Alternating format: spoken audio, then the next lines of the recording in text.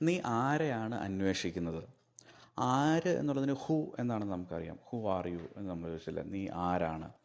ആരെ എന്ന് പറയുന്നതിന് എങ്ങനെയാണ് പറയുന്നത്? ആരുടെ എന്നുള്ളതിന് ഹൂസ് എന്നുമാണ്. ആരെ എന്ന് പറയുന്നത് ഹും എന്നാണ്. ഹും ആർ യു ലുക്കിംഗ് ഫോർ? അവിടെ ഫോർ വരാൻ കാരണം ലുക്കിംഗ് ഫോർ ആർക്ക് വേണ്ടിയാണ് നീ അന്വേഷിക്കുന്നത്?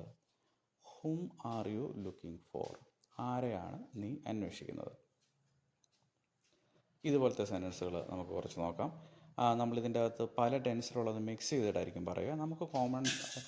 നമുക്ക് ലൈഫിൽ പൊതുവേ യൂസ് ചെയ്യാൻ സാധ്യതയുള്ള സെൻറ്റൻസുകൾ. ആരെയാണ് നീ വിളിക്കുന്നത്? മുമ്പിലത്തേതുപോലത്തെ തന്നെ സെൻറ്റൻസാണ്. ഇതിപ്പോൾ ദൂരദർശൻ കേന്ദ്രത്തിലേക്ക് വിളിക്കുന്നത് നമുക്കറിയാം. ഹും ആർ യു കോളിംഗ്? ആരെയാണ് നീ വിളിക്കുന്നത്? ഹും ആർ യു കോളിംഗ്? ആരെയാണ് നീ ഏറ്റവും അധികം സ്നേഹിക്കുന്നത്? ഇതിപ്പം മറ്റേ ആർ യു എന്നുള്ളതായിരിക്കില്ല വരിക.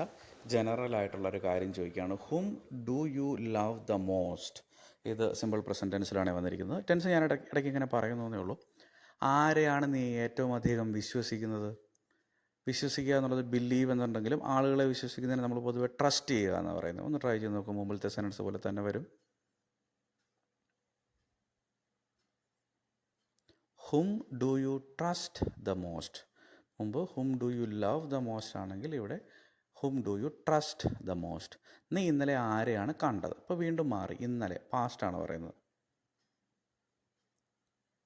ഹും ഡിഡ് യു മീറ്റ് യെസ്റ്റർഡേ? കാണുക എന്നുള്ളതിന് സി ആണ്. ആളുകൾ നമ്മൾ കാണുന്നതിന് മീറ്റ് എന്ന് പറയുമല്ലോ. ഹും did you meet yesterday?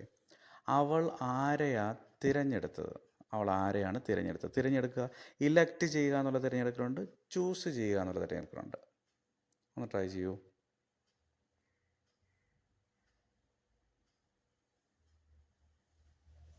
Hmm did she choose? Whom did she choose?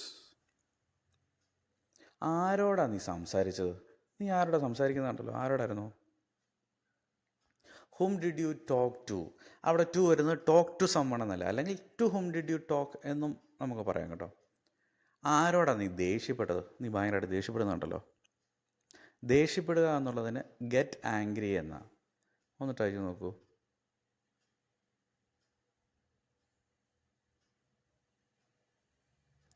Whom did you get angry? ഒരു ടൂവും കൂടെ വേണേൽ ചേർക്കാം, അല്ലെങ്കിൽ to hmm did you get angry എന്നും പറയാം.